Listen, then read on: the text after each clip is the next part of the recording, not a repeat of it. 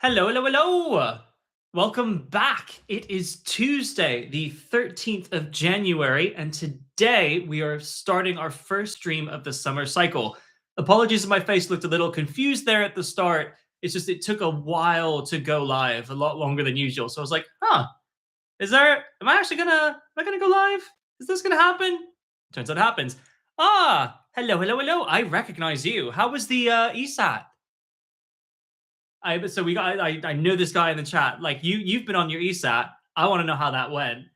Now, in the meantime, for everyone else, let me kind of tell you a little bit about what I think is going to happen between now and June. So I'm thinking I'm going to be doing some math. I'm going to be doing some physics for both the A level and the IB. That's kind of the plan. Today I wanted to start with a topic that was going to be kind of similar to both the math and the physics. So if you're doing math in the applied, you're going to have some SUVAT. In physics, you have SUVAT equations as well. So I thought that would be a really good topic to sort of kick off. Just go into the comments now. Someone is feeling very good about how they did. So I'm happy about that. We got at least one doing really well. You're saying they let you in. When you say they let you in, you mean you already got the offer? Because that can't be the case. You can't have got your results yet. But yeah, okay, I'm curious. I'm glad that it went well, though, because what I heard about the ESAT was that Math 1 was really tricky, but that Math 2 and the physics were okay. Damn, we got an Oxford offer already. Oh, nice going, man. I didn't realize the offers were coming out this soon. I suppose it is mid-January. So yeah, Oxford offers should start to come out now, and then we're going to get our Cambridge offers through sort of in a good sort of week or two's time. Congratulations. Oh, we have a hello from Vivian. Vivan, sorry. Apologies. I was thinking Vivian is statistically unlikely given how many of you are male in my audience. Math 1 and physics was all right. Screwed up the timing on math 2. It is what it is. That's why we have the techniques in place. While we're here actually talking about the analytics with the sort of the people who are here, I'm going to have timestamps below, so you can feel free to skip ahead if you're here just for the SUVAT stuff. But one thing I find very interesting is, like, y'all are liars. When it comes to about your age, you are liars. Telling me that, like, the majority of my audience is 18 to 25 or, like, up to the age of 40. I'm like, okay, all of you are lying about your age on YouTube. Congratulations to the, like, 15% of you who are telling the truth.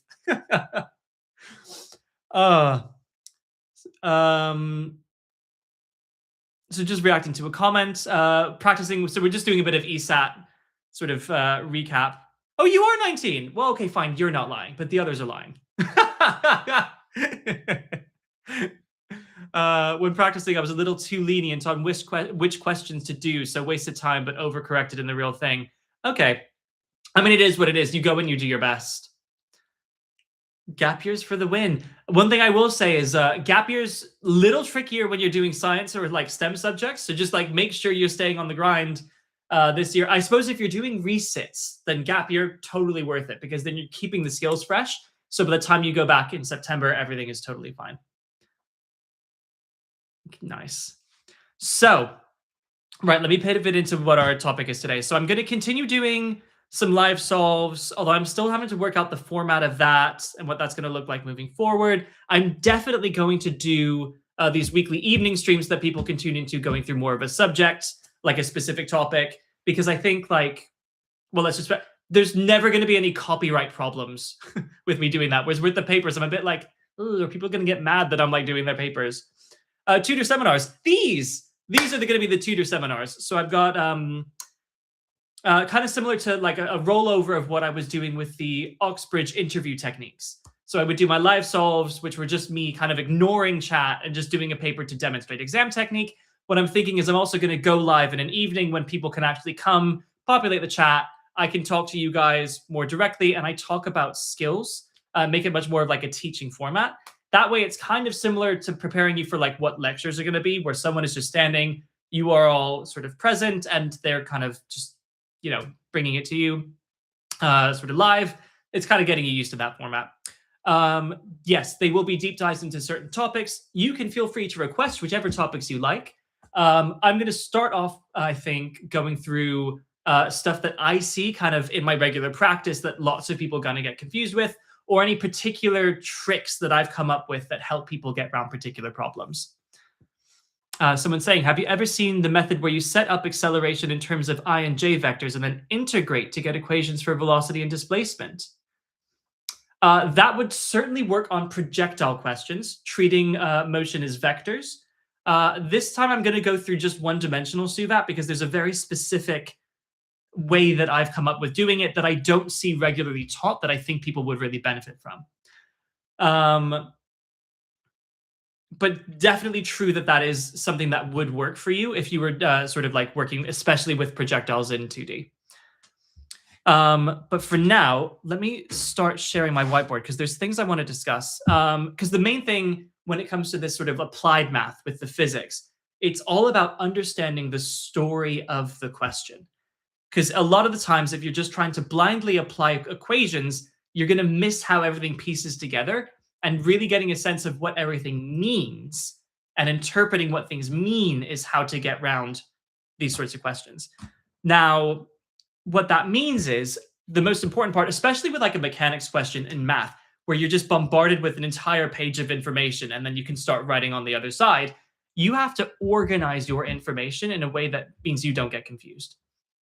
And exactly that confusion is the biggest obstacle I see when it comes specifically when it comes to SUVAT. So I've got some questions here where I want to demonstrate a very specific kind of way that I think about things. And I kind of alluded to it in my ESAT prep videos, but I think it's good for me to like very explicitly set this out. So let me stick you all over here and I can keep checking out the chat. In the meantime, let's go to the Miro whiteboard. Okay. So the main thing I want to talk about is what I call events and episodes. So an event is a specific thing happening at a specific time. Every event is given to you in the question. So that might be something like it is released from rest. So releasing from rest is a specific thing happening at a specific time. Or you can talk about reaching a greatest height. Things like this. These are specific events. And that is the language I'm going to use for those. And I also talk about episodes, which is the period between two events for which you can use SUVAT equations.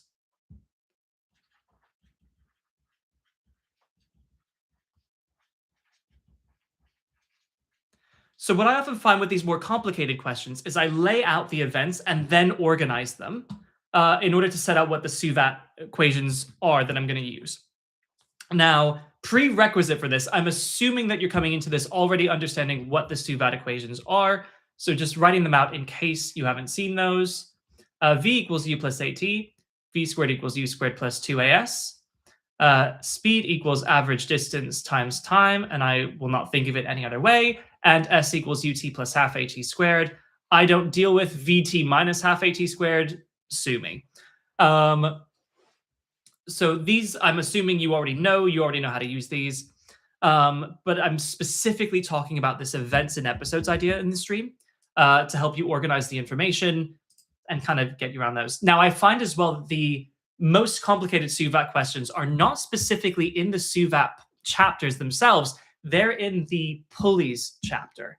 Because oftentimes the pulleys questions, like you do all the easy stuff to work out the tension and the acceleration, but then they have some random nonsense in part D, which is where all hell breaks loose. So I've picked a few questions of that form, as well as a few more of the basic SUVAT. So I'm going to use the basic SUVAT to demonstrate the principle. Now, I'm not going to show you specific questions and deal with all the language because, again, I'm just working out the copyright of it. So what I'm doing is I'm adapting it to my own. It means I'm not going to sit here and like write out the full questions, but I'll show you from the point where I lay it out. So for instance, because also, as you know, mechanics, like it's just desperately important to have good diagrams. So let's say we've got that's point A, that's point C, point B is somewhere. It's not in the middle because this here is 10 meters and this here is 40, but this is just a diagram, and so it doesn't really matter. Let's say the speed here is 7, the speed here is 9. Okay, let's say I wanted to find the acceleration. Oh, and by the way, also, let's just like take a moment to talk about when you get to use SUVAT.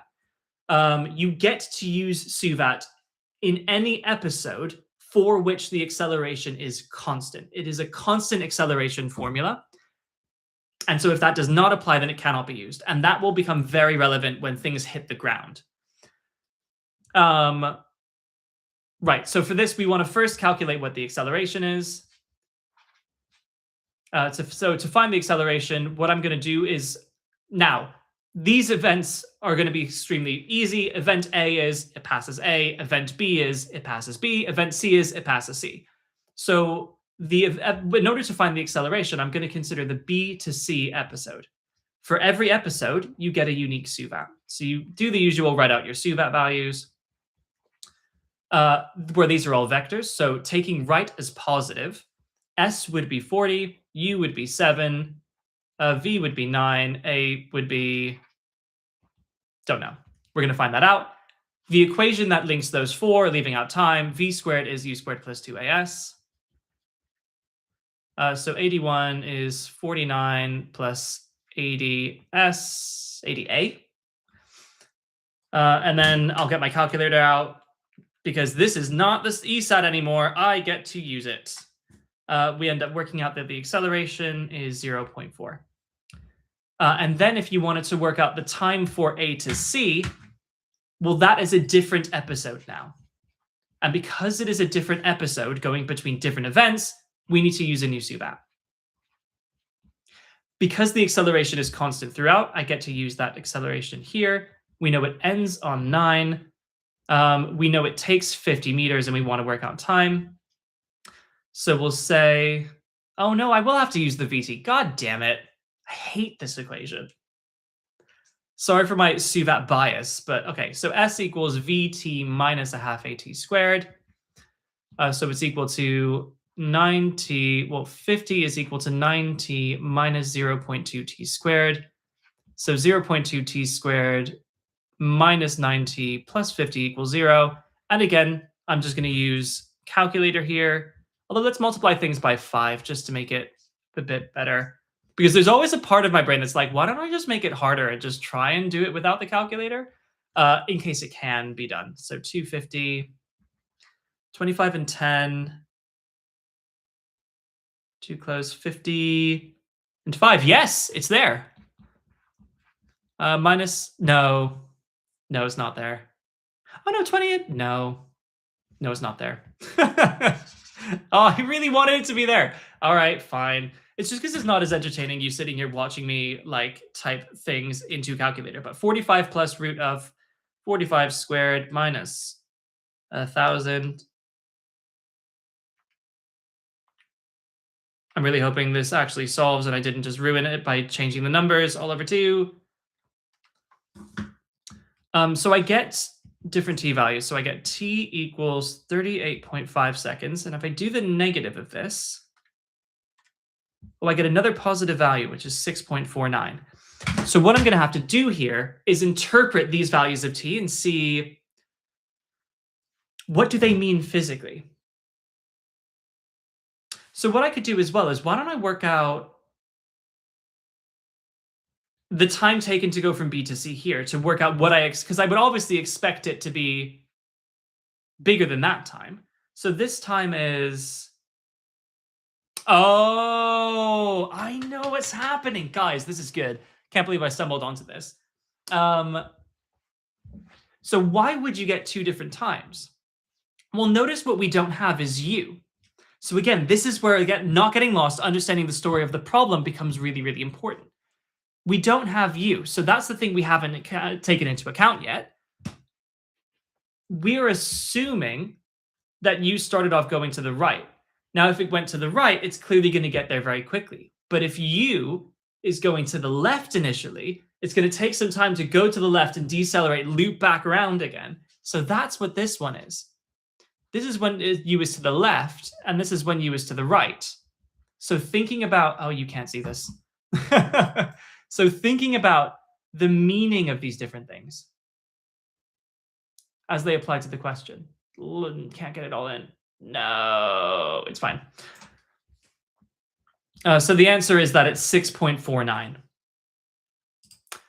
But I'm going to continue giving more of these examples for how these events and episodes can be laid out and used to help you solve problems. Again, sort of just laying out the concept at first. So let's consider a cliff of height 77 meters. This ball is dropped at the same instant that this ball is thrown up with a speed of 28 meters per second squared.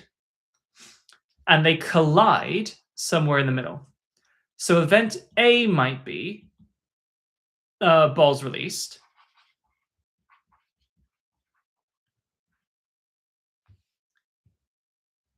Now, in fact, event A might be first ball is dropped. So laying out the specific things as shown here. Event B will be ball projected up.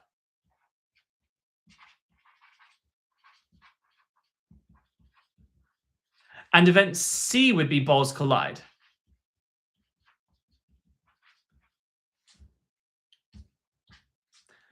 Now, if we're considering the A to C episode, I'm going to be consistent here and take up as positive. So the A to C episode, what is my SUVAT?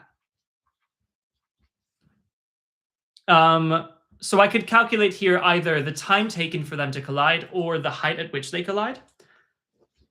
So for A, u is 0, A is minus g because it's downwards. And for the B to C episode, what do we have? Well, we know these take the same time because they are released at the same time and collide at the same instant. So the time is going to be the same. The acceleration here is also going to be minus g. This u is going to be positive 28. And if these collide at a height x, then this distance here is 77 minus x. But because displacement is a vector, that is downwards, which means it is the negative of this thing. So it is x minus 77. And what I can then do is set up simultaneous equations and solve them for x and t. From the first episode, I have that x minus 77 is ut plus a half at squared. And from the second set, I have s equals ut plus a half at squared.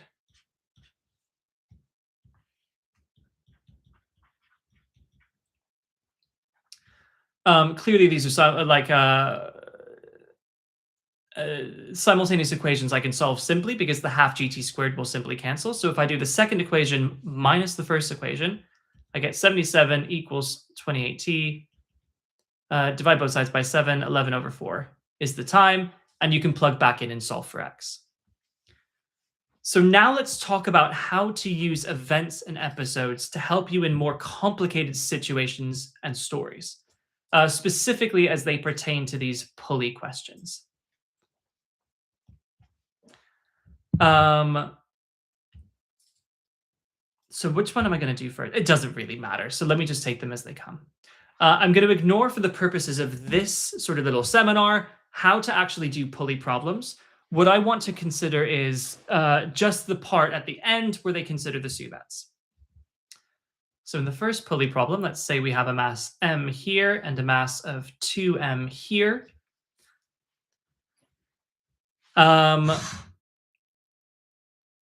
So let's say they're the acceleration of both the particles in their various directions. Clearly, this one is going to accelerate up. This one's going to accelerate down. And let's say that the acceleration is a third g.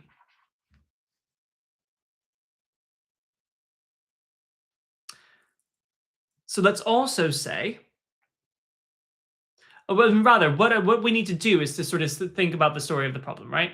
So we want to work out for this problem, if we call this particle A and particle B, we want to work out the greatest height of A.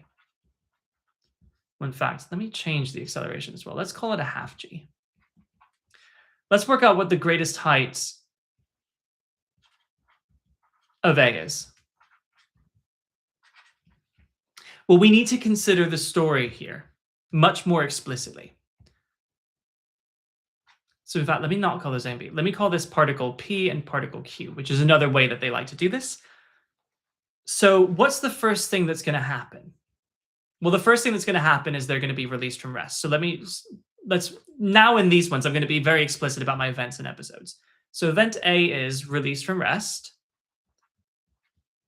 What is the next event that happens in this story? Well, the next thing that's going to happen is that Q is going to hit the floor. So event B will be Q hits floor. And event C will then be P reaches greatest height. So defining your events is super important for getting through this, because now I can organize this and think about what's happening in different situations. So I can consider the A to B episode, which is what happens when Q is released from rest and then hits the floor. I want to, at this point, really ring my bell about a very common misconception here. V is not 0. A lot of people think V is 0 here because when it hits the floor, it stops. But A to B, B is the instant at which Q hits the floor. So it does hit the floor with speed. So at the instant at which it hits the floor, it does have speed.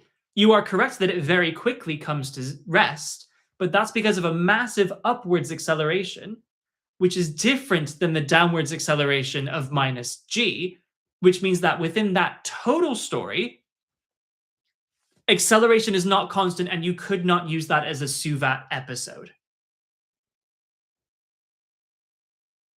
Someone saying, I think my physics teacher said something like, the math doesn't know where the floor is, which is so true. Kind of helped you remember that. Yeah, in fact, we talk about this in mechanics as well. When you're setting up a mathematical model, then evaluating the validity of that model. Because the model can predict, if you're using a sort of parabola, that the ball can go like to minus infinity through the bottom of the earth, which is clearly not physical. So it's hitting the ground with some speed. And if you're then considering when it stops, that's because you're considering an upwards acceleration, which is a new separate episode. So here, I just want to point out V is not 0. We want to work out here what am I talking about? A is minus a half g in this instance.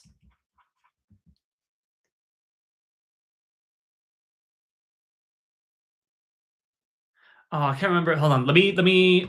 I've got this somewhere. I just want to point out the. I'm forgetting some of the wording of this question, so I want to get. I have the reference question here, so it won't be too bad.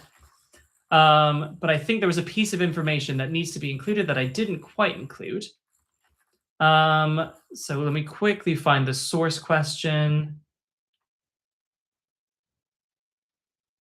Yes, you need the time for which it's been descending. So let's say it takes 2.7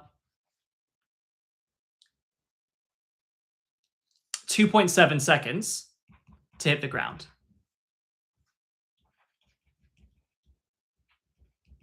Okay, that's all the information because I knew we needed a third value here. So let me just get you guys back so I can see you. Great. Oh, no, sorry about that, man. That's a very good point. Reapplication is always an option. Okay. Yeah, it seems to be Oxford interview day. I hadn't planned that. This is a sort of complete coincidence. But yeah, hopefully not too disappointed. And I will say for anyone getting a rejection, like we say, like we've had someone successfully in the chat reapply the next year and get in, which is phenomenally well done. That is always an option. But also, if you decide not to do that, then just know that the Oxford system is very, very difficult. And what they're saying is they don't think the system is appropriate for your learning style at this time.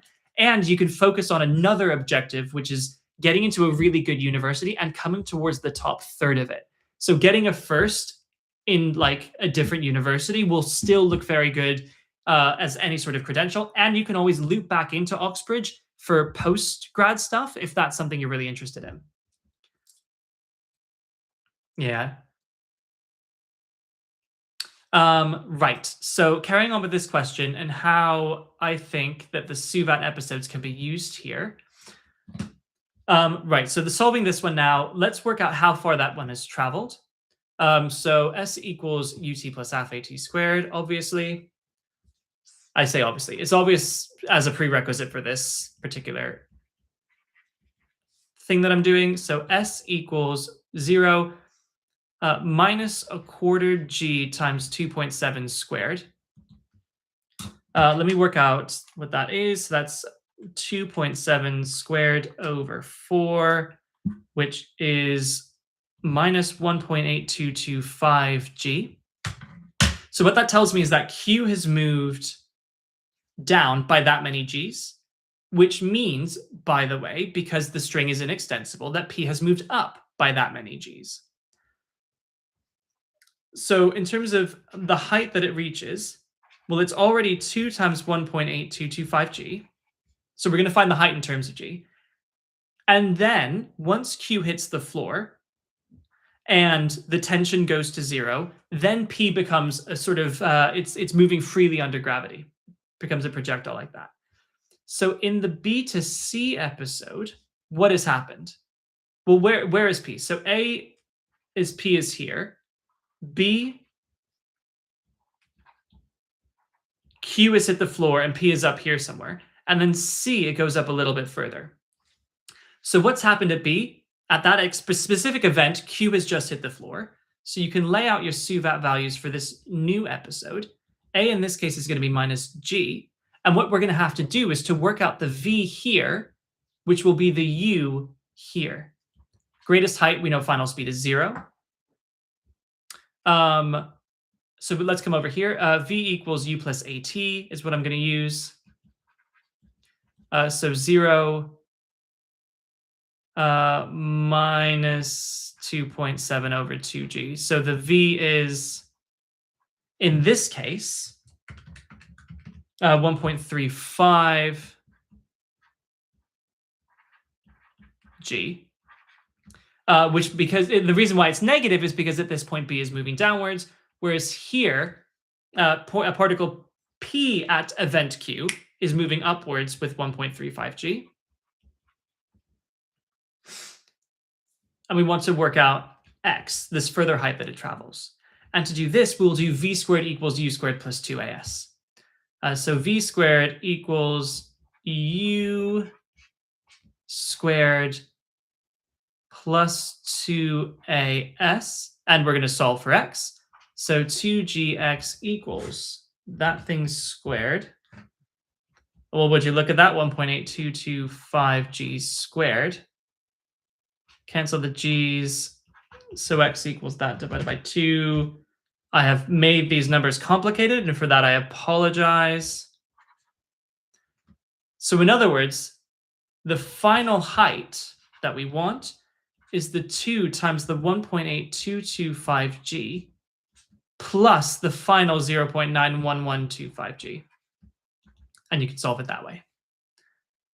I'll get a final answer for completeness sake. So 2 times 1.8225.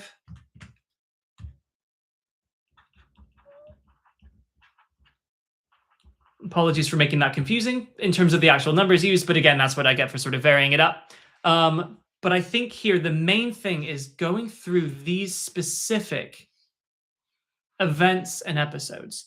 So linking through what's happening at event P.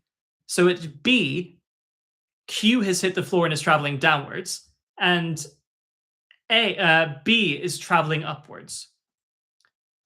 We have someone saying hi, and I'm pretty certain I don't know But I have a feeling I know who this person is because I have a student who keeps on logging into my streams in alt accounts and leaving it comments. And especially because now this stuff is actually valid for him, I'm wondering if this is the one. If it is the one, and I've caught you, let me know in the chat. And if it is you, then I've already spoken to you about events and episodes, so I hope you were paying attention. No, but so going through it here, what's up? I'm now more convinced that this is you. The student's paying you back with engagement. Hey, no, not like yes. Also, now I'm making stuff sort of for the A level. It's much more relevant to a lot of my students, so they can kind of get a little bit more bang for their buck, as it were. So thinking event. Oh, brilliant. Well, I mean, you say you're just a guy who watches my videos, but that's exactly what my student who likes to leave random comments would say. We are playing the traders in the chat. No, good to have you, man. So, although he's got me paranoid now. He's got in my head, this student, whatever, it's fine. How do I prove it? You can't. This is literally the traders.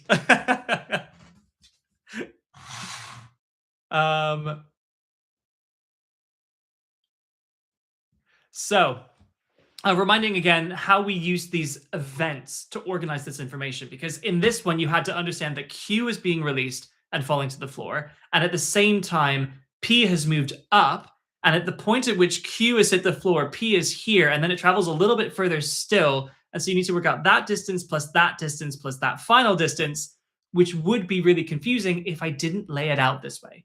As just event A is they get released from rest, B is when Q hits the floor, which means Q is here and P is here. You can work out that distance very simply. So it's that distance and that distance. And then the final episode going from B to the end. So laying it out in this way of events and episodes means I never get confused about my information. It's always very organized, and I know how to get to the end.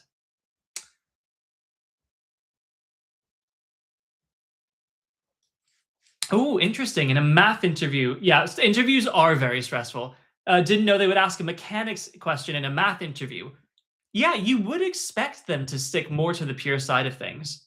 But I suppose like they do, applied is an option within math. So I suppose testing that you can handle that is, you know, not the worst thing.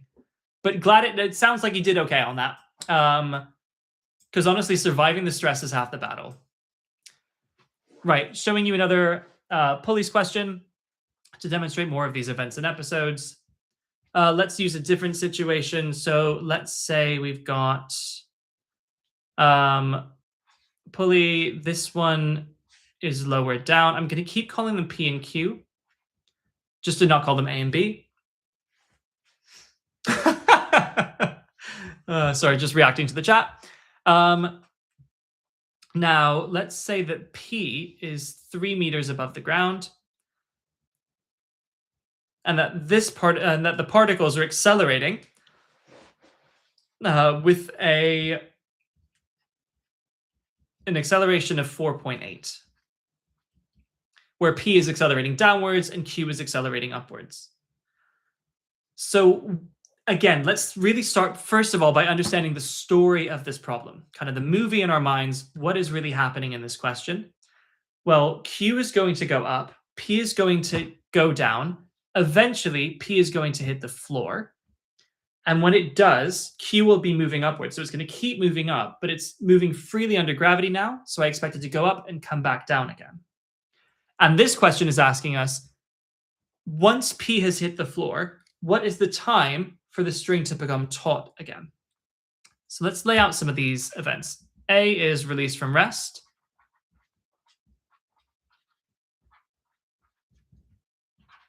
B is P hits floor. C is string taut again.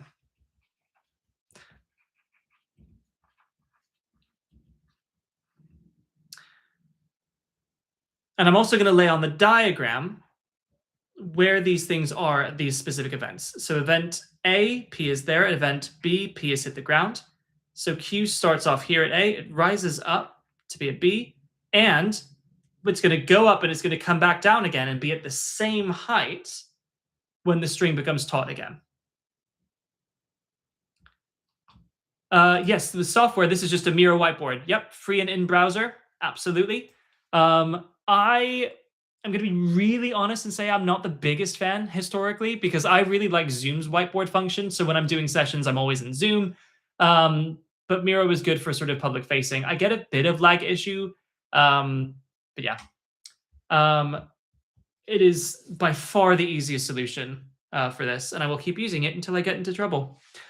But in terms of like laying out on the diagram where the particles are at these different events.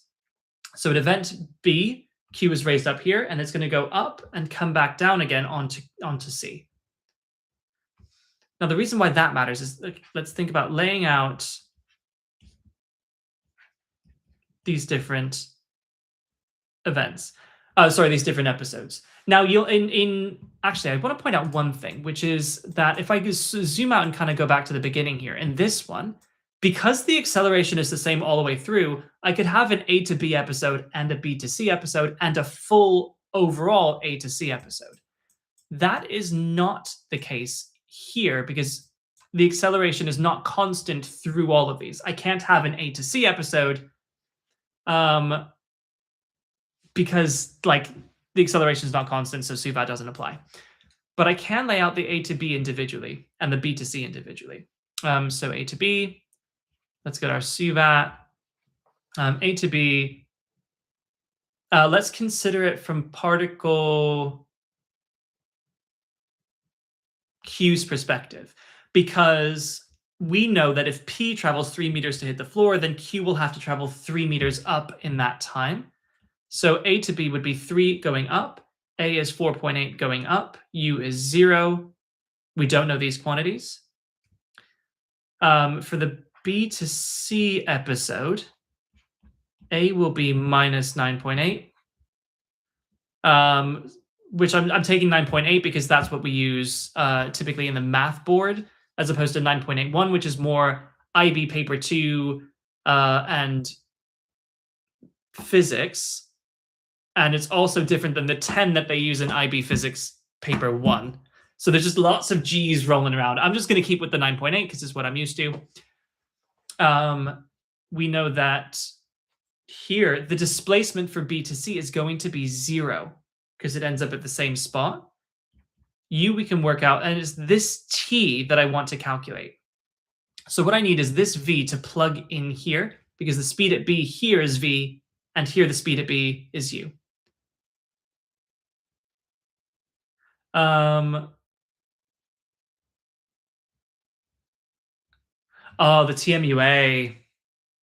Yeah, TMUA is rogue. I did a lot of paper 2 prep for TMUA because that's the really hard, difficult like logic stuff. But yeah, here paper 1 is really difficult, and the paper 2 was kind of fine. Fingers crossed for that. I know it takes a while for that to come back when you do it in the January cycle. What a coincidence that you've seen a question that looks like this. Uh-oh. I would never just change the numbers. That is my least favorite thing to do. So I'm going to find the V here and plug it in here as a completely coincidental overlap. Hold on, yeah, you'll clarify in the comment. Do I do IB physics as well? Yes, I do. I do IB physics as well. IAs are not my favorite. I'm not going to lie about that. But so I've got a couple of IB students for physics, and that's rough because you guys have like 3 months left. No, 4 months left. But in terms of physics, you guys are done at the end of April for IB. It's crazy how early you are. Right, so in physics HL, you somehow managed to get a 7 in midterms. So scared for the final. I would be honestly more scared if I was doing math AA HL because paper 3 is just wild. Like, I desperately want to do a live solve of that, but I know that the IB papers are not publicly available and they're probably going to crack down a lot more. but like that paper is wild. Paper 3 is yeah. Um, I think I will record myself sort of off YouTube doing one just to sort of for my students can see me go through exam technique on that. I don't think I'd be able to do it publicly because the IB does not mess around, and I don't want to get my channel taken down, which is a risk. You need to like very much get their permission before you disseminate things. There's a whole bunch of like copyright law, and I'm just a bit like, I don't want to mess with that. Obviously, like, and it's a shame as well because I really wish I could just sort of plainly do that without it being an issue. But like, because also in my sessions, it's more about like what my students are doing. I'm not really demonstrating. That wouldn't be a good use of time. What about physics? I think all of IB, I'm just going to kind of stay away from until I know that I could not get in trouble for it when it comes to live solves. I'm still going to do these seminar sessions should be completely fine as long as I like kind of. So I might like, okay, let's say I kind of take an example of a math paper 3 question, but kind of adapt it for my own and don't show the original paper. I think that would be fine to show me kind of how I walk through a question, but it wouldn't be the same as me demonstrating technique in a live solve. A lot of people use pirated websites. I mean, let me put it this way. I know I can access the papers, but me publicly streaming the papers is a different story. Yeah, it's more like because the thing with the TMUA and the ESAT and stuff, that was all publicly available, and so I just didn't think I would get into trouble. Well, because let's also be clear, I'm not like selling these papers. Like it's genuine. I think there's an argument that it's sort of fair use commentary to sort of commentate on moving through the paper, but it's more because I'm small fish and I just don't know copyright law well enough to know if I'm accidentally stepping on toes. So I'm just being cautious. Trying to play above board. You are very welcome for the Oxbridge interview technique stuff. Graph sketching, it's such a fun skill, and it's something that like because I'm not a pure math mo, I'm very, very scientist. Like in fact, if I'm gonna do so much commenting on this. But the yeah, like the because I view things through more of a scientist perspective, it means the graphs are like everything to me because all of experimental science is about producing the right graph. And so understanding how things graph and move is something that just feels very scientific to me. And it's a fun skill. And I don't see that taught as explicitly as that. So I was glad to be able to contribute that. And hopefully that kind of helps people sort of year to year. And people can keep throwing me new graphs. Oh, wow. That's insane. Someone saying they found me by not religious, but I legit prayed for guidance and one of my videos appeared on the recommended the next day. That's wild, man. Can't believe that happened.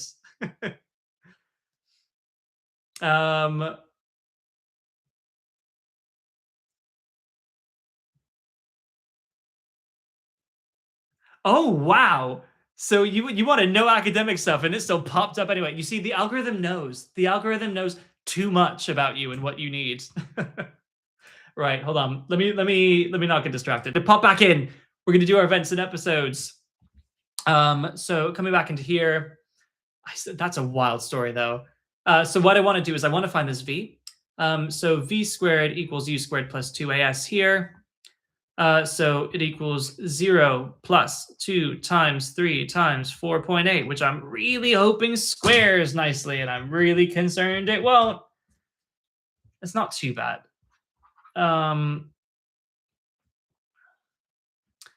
So I'm going to just call this root of 28.8. And I'm going to work out the time through which this happens. So S equals... Sorry, that's not V. That's U. Okay, well, let's say I'd picked an acceleration that was better and got me a round number. Let me just... Nah, screw it. I'm already here. So S equals UT plus a half AT squared. And this just gets you a quadratic equation that you can solve for T. That's not the hardest part. That's not interesting. Why is A 4.8? Because this is a pulleys question and this is part D. And so in parts A and B, you would have done all this stuff to work out that the acceleration is 4.8 because they're moving together. That's not the purpose of this video, but yeah, I just want to say once we get to the 4.8, how would we use events and episodes to organize the rest of the information, which I've kind of shown there. The math is the least interesting part here, ironically. And then I've got one final question I wanted to go through to demonstrate this principle, which is, again, let's consider a pulley. Let's instead say they are released from the same height, which let's say is 3 meters off the ground. Let's say we've run through the early parts of the pulley problem. We know that the acceleration is 1.4. We know that at t equals 0.6 seconds, the string breaks. And the usual applies, that they have been released from rest. We want to find the total time taken to hit the floor. So in this case, A would be released from rest, as usual. It doesn't always have to be, but for the pulley problems, it almost always is. B equals string snap. String snap. I can spell real goodly. And C equals hits floor. So here, I'm also going to lay out. So here, that's where it is at A. That's where it is at B. And then obviously it's hit the floor at C. We're most concerned with this particle. So I'm really only just going to consider this particle. So again, laying out the events, putting the events on the diagram. Now let's lay out some episodes. Piece it all together. So understanding the story of what's going to happen, first it's going to move up to B, then it's going to snap, and then it's going to free fall. So those will have different accelerations, which means, again, we're going to have them in different episodes. So considering first the A to B episode, what's going to happen?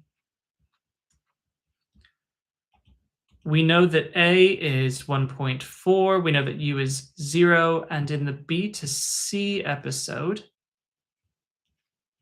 do we know anything in particular? Yes, that's minus 9.8.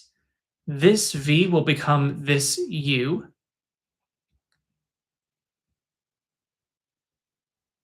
Okay, so what I'm going to have to do here is I'm first going to have to work out.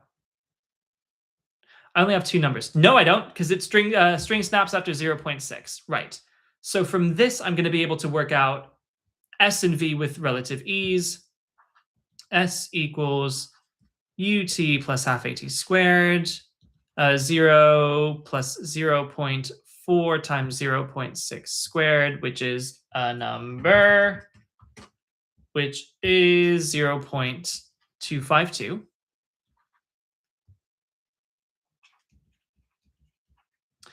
Which means that B to C will be minus 3.252 because it travels 2.52. It travels 0.252 downwards and then a further 3 downwards. Downwards means negative. So there we go. Then V for the A to B episode is U plus AT,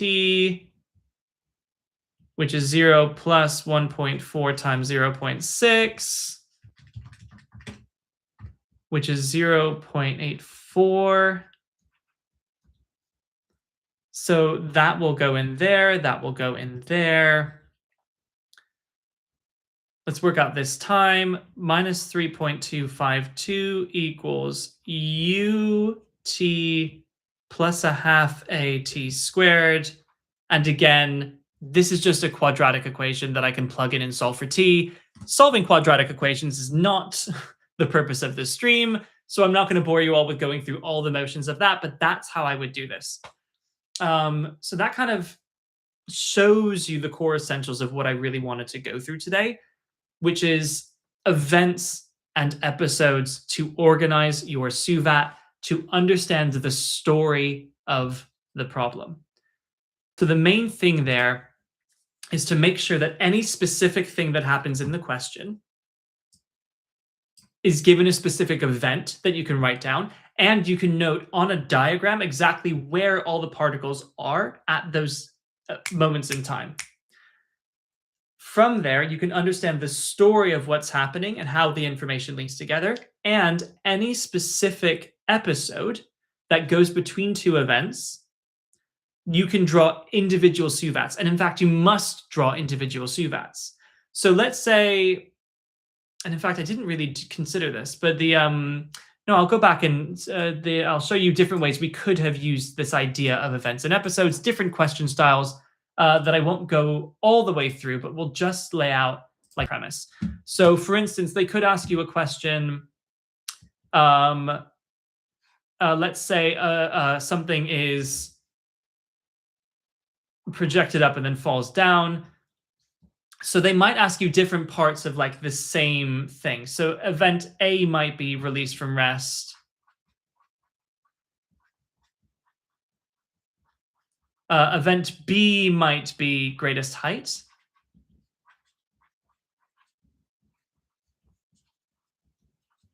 And event C might be hits floor. And they could ask you about any one of these. So they might ask you to find the greatest height. They might ask you how long it takes to hit the floor.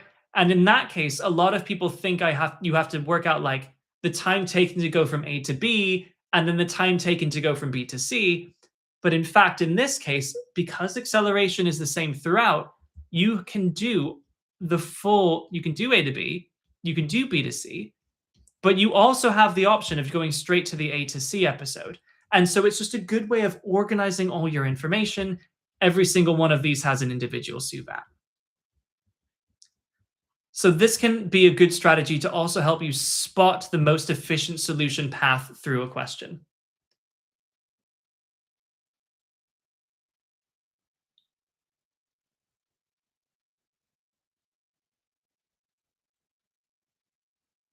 We got some comments about IB physics. Oh yeah, you have special relativity. Special relativity is not fun in the IB spec. Can confirm, not fun.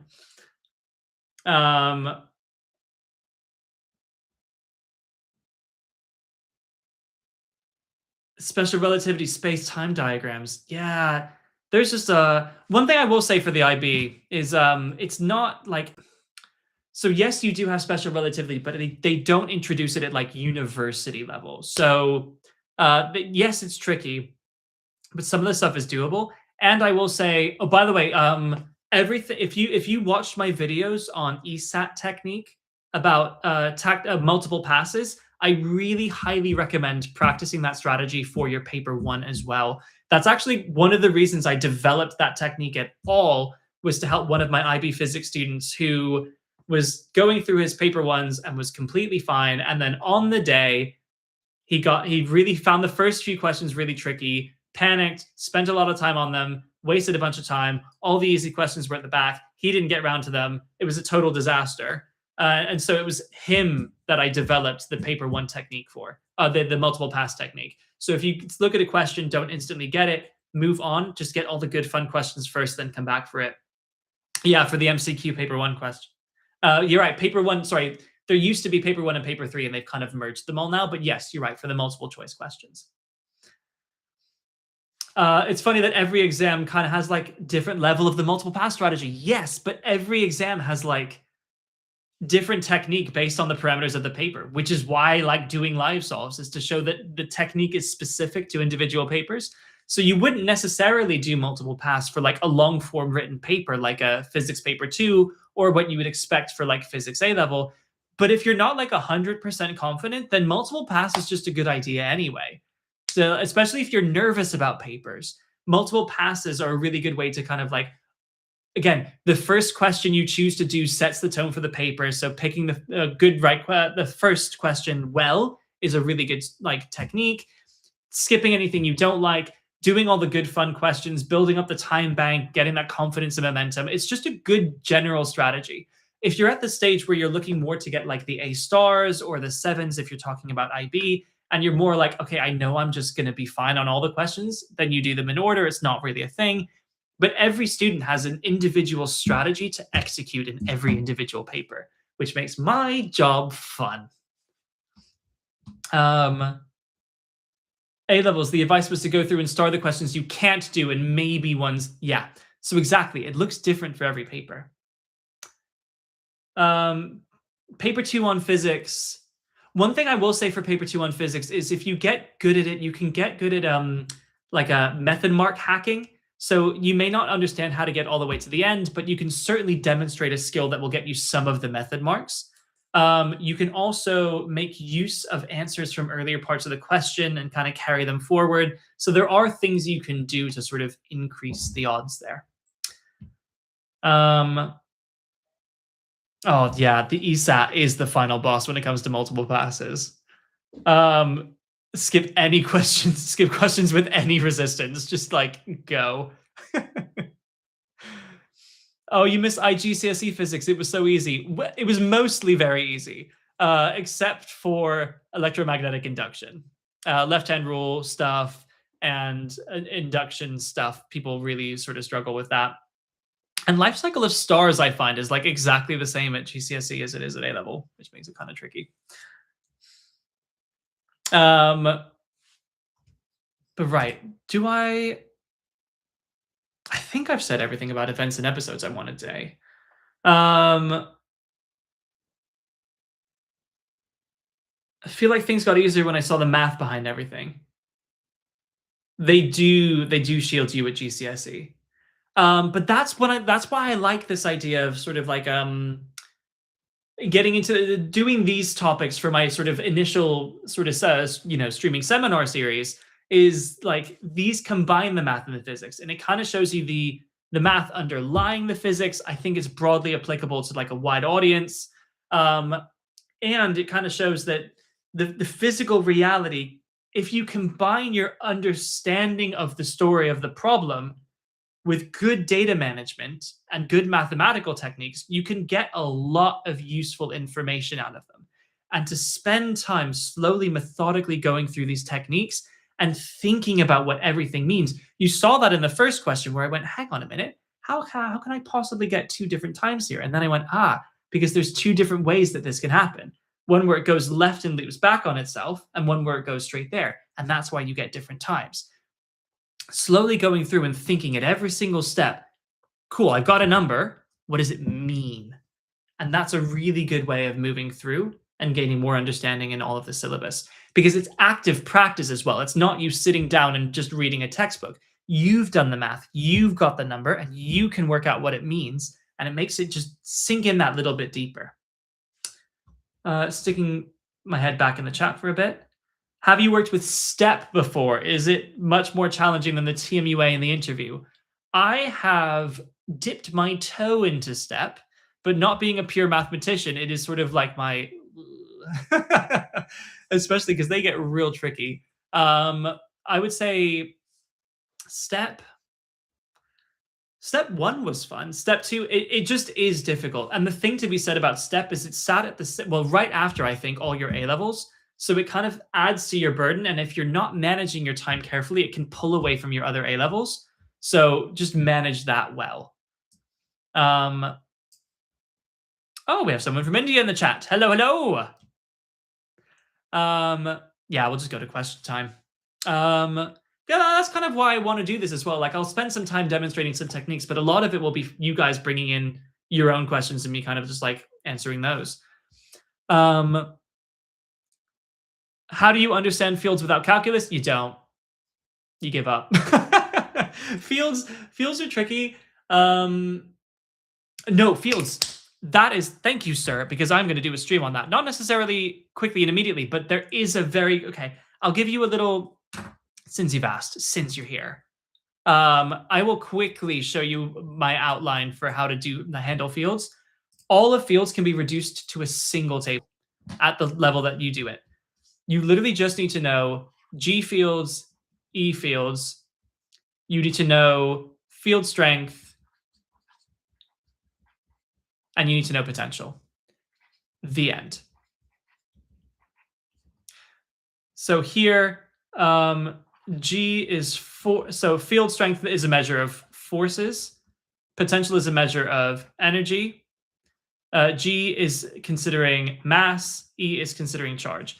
So G is force per unit mass. E is force per unit charge. Potential here is energy per unit mass.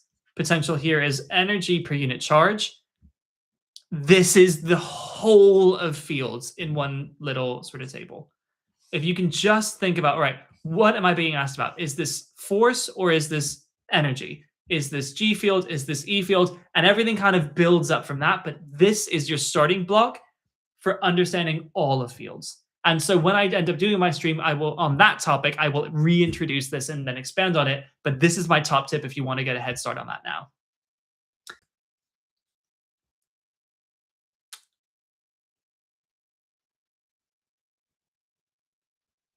Ooh, shout out to We Are Showboat. Teaches AB Physics.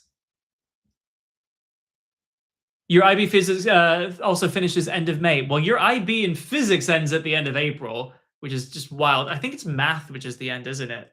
But yeah, the IB finishes. IB is basically done before anything else starts. You have the longest summer ahead of you. Electromagnetic induction is a pain in IB. It's a pain everywhere.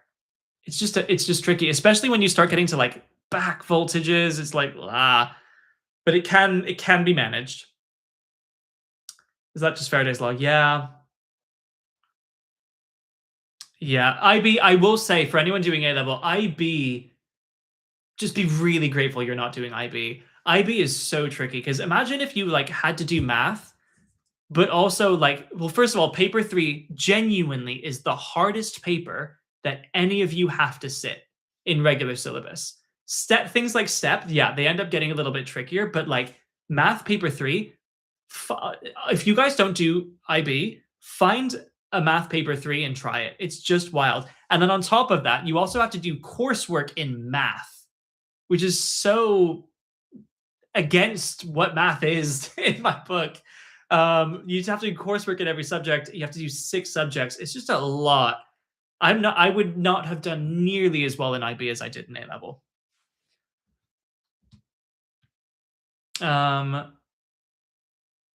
We Are Showboat has a video on Faraday and Lenz's law. Okay. Let's also caveat. So these math paper 3s, I haven't even said that what makes them hardest.